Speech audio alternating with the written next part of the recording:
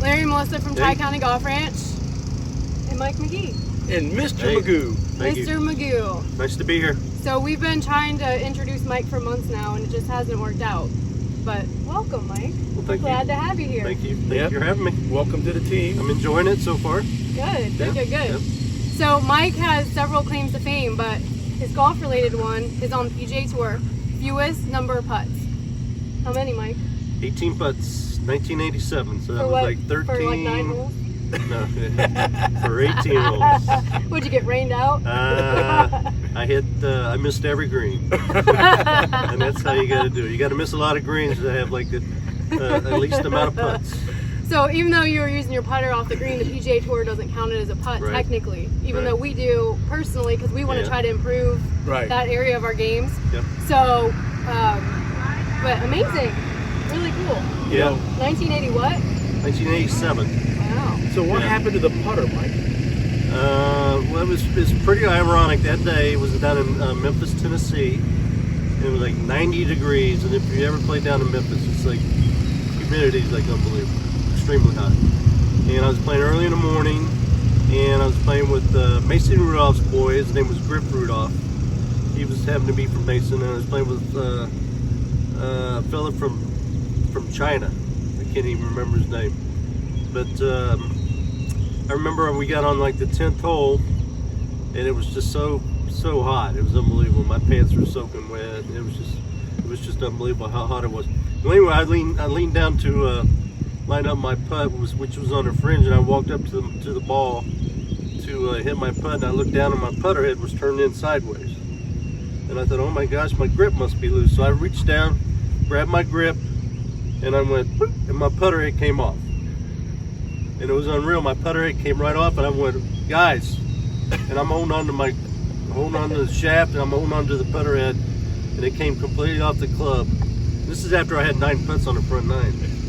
So I looked at these guys. I said, guys, what do I do? Grip Rudolph knew exactly what to do. He goes, it gets so hot down here in Memphis that the epoxy gets real melty, and then your club head just comes off because the epoxy melts. So he took the putter head, slammed it back on, and then took the head and slammed the grip into the ground.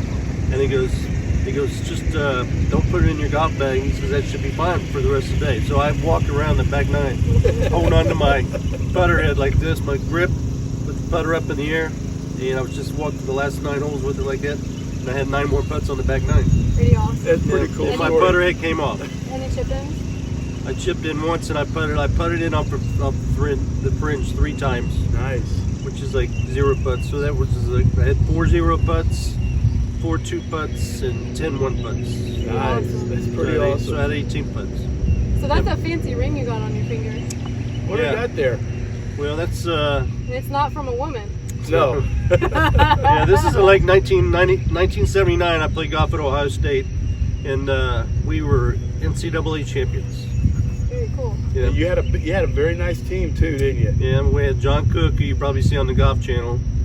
He was 1 year ahead of me. Joey Zindelar was my roommate. We were all 4 years together. And we had like 8 guys that qualified for the PGA Tour in that little 4-year span Pretty that cool. I played. Yeah, so And that it was pretty cool. It was at the Scarlet Course, wasn't it? No, it was down in North Carolina. Okay. North Carolina, nice. Yeah. Very cool. Well, welcome to the team, Mike. Well, thank you. I I'm think- enjoying it. I think down the road here on the next spot we'll have Mike talk about how he putts. Yeah, because you're gonna want a putting lesson. You'll want a putting lesson from him, and to be quite honest, I bugged him a lot growing up on how to putt, and some of the things that he a lot. And is that an understatement? yeah, an understatement. Yeah. But I mean, and he was kind enough to take me under his wing, even though he probably mumbled under his breath a lot, but to tell me how to putt, and I still consider myself a pretty good putter because of what Mike taught me. So, But this guy right here is quite a story because we went to high school together. I was a couple years older than him, but I really didn't even know he was on a high school golf team. That's how big of a comeback he's made. If I broke 60 for 9 holes, I was pretty excited. This guy called me when I was living down in Naples, Florida. He called me. He was in Fort Myers. And he asked me if he calls me. Hey, McGee, you want to go play golf? I'm thinking, Larry King, really?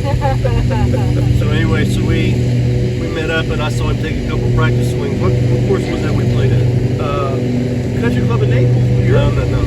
Wasn't it? It was like towards Fort Myers. But anyway, I saw him take a couple practice swings. I was like, going, wait a second, what's going on here? This guy looked like he knew what he was doing, and Larry knew what he was doing. But a lot of it was because I bucked the crap out of these guys, especially Mike.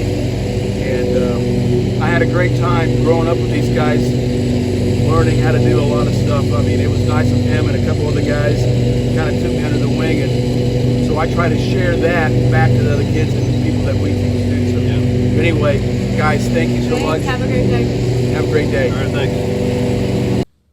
Hi, it's Larry and Melissa again. Thanks so much for watching our videos. If you have any questions or want to get in touch with us, you can email us, you can call us, Text us. Text us, but be sure to subscribe.